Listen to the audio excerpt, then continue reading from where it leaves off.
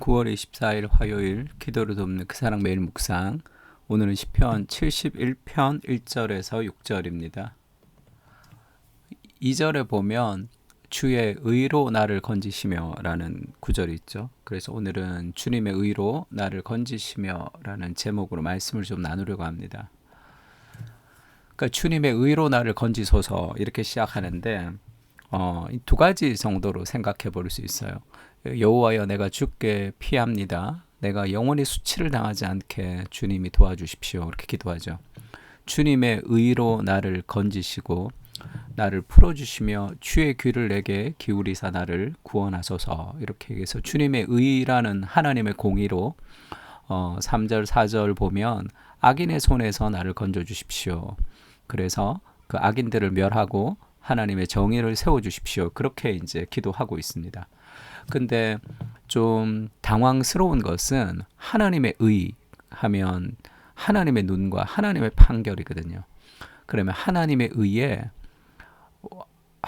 정말로 하나님의 의로 우리를 판결하시면 악인들도 심판당하지만 우리도 심판당해야 되죠. 내가 하나님의 의에 설 수 없습니다. 우리가 시편 130편 3절에 보면 여호와여 주께서 죄악을 지켜보실진데 주여 누가 서리이까. 그러니까 인간의 교만이 하나님 앞에 죄가 되는 이유가 뭐냐면 나는 좀 괜찮은 사람이야. 나는 딴 사람보다 더 나은 사람이야. 이렇게 우리가 인간을 향한 비교를 통해서 좀 더 낫다 아니다. 학벌과 능력과 외모와 어떤 돈과 이런 것들을 가지고 우리가 비교를 하기도 하고 사람들을 부러워하기도 하고 했던 그런 모든 비교들이 하나님의 눈앞에서 사실 아무것도 아닌 거죠.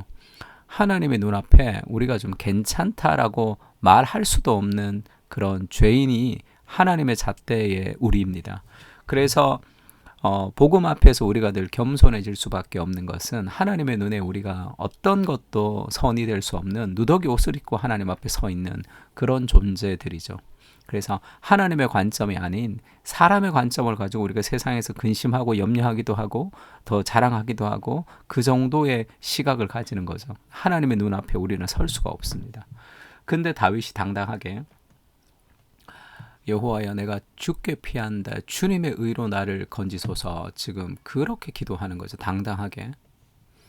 그러니까 우리가 하나님의 의 앞에 설 수 없는 우리가 주님의 의로 나를 건져달라고 당당하게 외치는 이유는 사실 그리스도 때문이죠. 하나님이 우리의 죄악을 보지 않으시는 그런 은혜의 하나님이기 때문에 우리가 주님 앞에 사실 당당히 설 수 있습니다.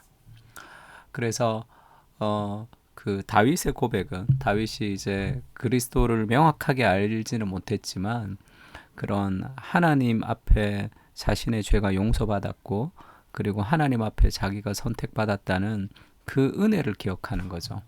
그래서 두 번째는 주께서 나를 택하셨다는 그 근거를 다윗이 자신의 삶에 하나님의 의 앞에 당당히 설 수 있는 근거로 제시합니다.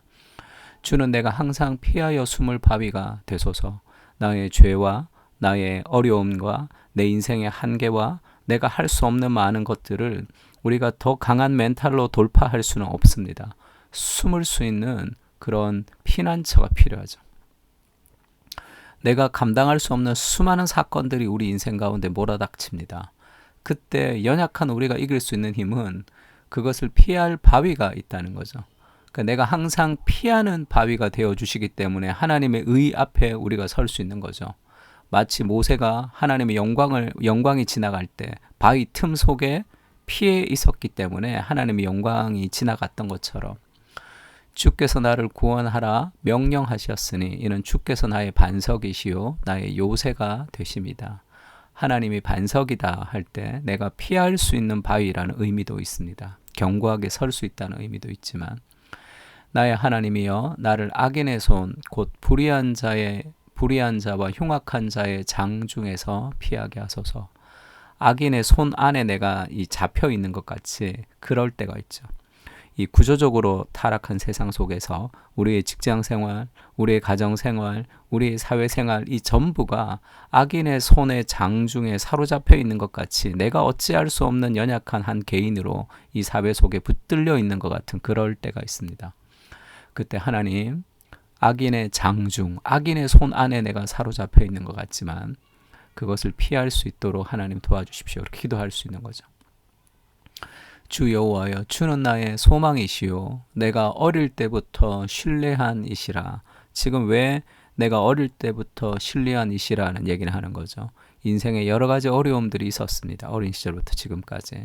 그런데 주님이 나의 소망이 되셨고 그 하나님께서 지속적으로 나를 구원하시고 은혜를 베푸시고 사랑해 주셨다는 것을 경험하면서 우리의 신뢰가 자라는 거죠.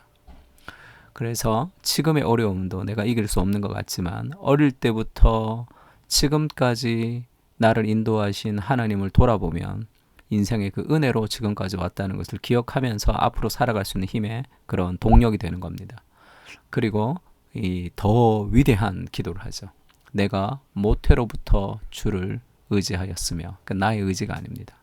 내가 엄마 뱃속에 있을 때 하나님을 의지했다는 것은 내가 엄마 뱃속부터 나는 하나님을 사랑했습니다라는 고백이 아니라 내가 어머니 뱃속에 있을 때부터 내가 이 땅에 태어나기 전부터 나는 하나님의 사랑의 대상으로 내가 있었습니다. 그 고백이죠. 나의 어머니의 배에서부터 주께서 나를 택하셨사오니, 내가 임신했을 때 하나님이 택했다는 그 시간을 얘기하는 게 아니라 처음부터 나는 하나님의 택함 받은 존재다. 하나님의 손 안에 있는 존재다. 내가 악인의 장중에 있는 것 같지만 그 악인의 장중을 덮어쓰는 더 크신 하나님의 손이 내 안에 있다. 우리를 둘러싸고 있다 얘기하는 겁니다.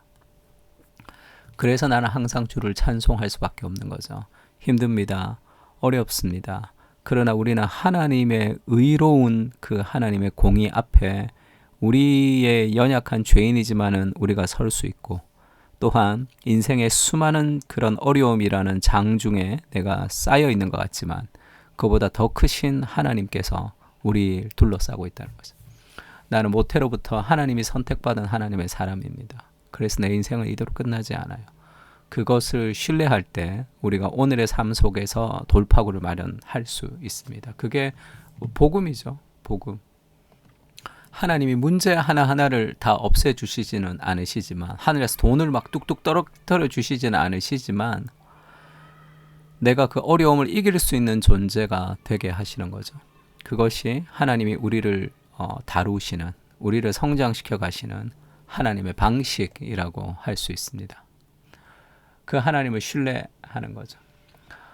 그래서 하나님의 의 앞에 우리가 어떻게 설 수 있는가 할 때 우리가 이 시편에서 우리가 그리스도를 좀 비춰보자면 갈라디아 3장에는 그런 말씀이 있습니다. 무릇 율법 행위에 속한 자들은 저주 아래 있나니. 왜죠? 내가 율법으로 도덕적으로 내가 열심히 말씀 보고 기도를 통해서 내가 결심한 대로 내가 살아보고자 하는 사람들은 다 실패하기 때문에 그렇죠.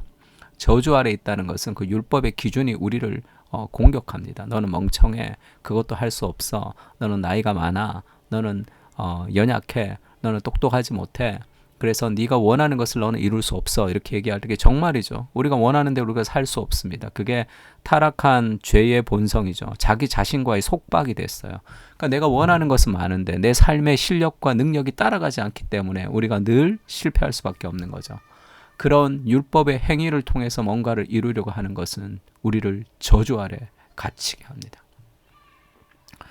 기록된 바 누구든지 율법책에 기록된 대로 모든 일을 항상 행하지 아니하는 자는 저주 아래 있는 자라 하였습니다. 너 이거 못하지, 이거 못하지, 못하죠. 우리가 다 어떻게 잘할 수 있습니까?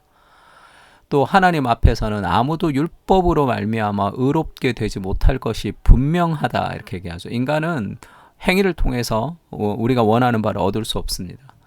그러니까 의인이라는 것은 율법의 행위를 통해서 뭔가를 얻어내는 사람이 아니라 다른 삶의 방식, 믿음으로 살리라 그렇게 얘기하는 거죠. 이 구약에 나오는 말씀을 인용한 겁니다. 왜 우리가 믿음으로 살 수 있느냐 하면 율법의 저주로부터 우리가 해방될 수 있는 이유가 뭐냐, 율법의 정죄로부터 우리가 자유하게 되는 그런 힘이 어디서 오느냐. 13절이죠. 그리스도께서 우리를 위하여 저주를 받은 바 되었습니다. 율법의 저주에서 우리를 속량하셨으니 돈을 주고 우리를 다 사버렸습니다. 기록된 바 나무에 달린 자마다 저주 아래 있는 자라 하였습니다.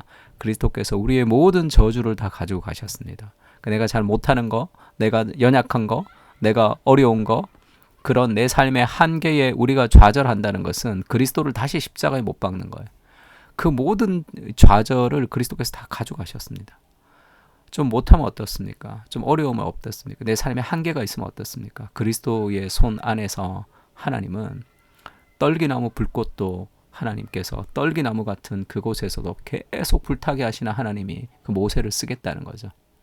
형편없는 인생을 통해서 위대한 일을 행하시는 하나님의 일하심을 기대할 때 우리가 앞으로 나아갈 수 있습니다.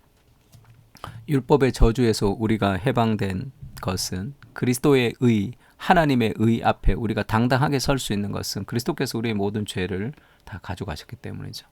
왜요? 우리를 너무 사랑하시고 만세 전부터 우리를 선택하셨던 하나님의 그 사랑 때문입니다. 그렇게 사랑받는 존재라는 것을 확인하는 거죠. 우리가 하나님의 의로운 눈 앞에서도 불안하지 않을 수 있는 이유는 그리스도께서 우리의 모든 죄의 형벌을 가지고 가셨기 때문입니다. 만세 전부터 나를 택하시고 오늘 이 땅에 허락하신 하나님의 선택을 신뢰하며 믿음으로 오늘을 살게 하옵소서. 염려와 근심과 불안으로 우리를 공격하는 세상의 공격 속에서 믿음으로 살아가게 하옵소서.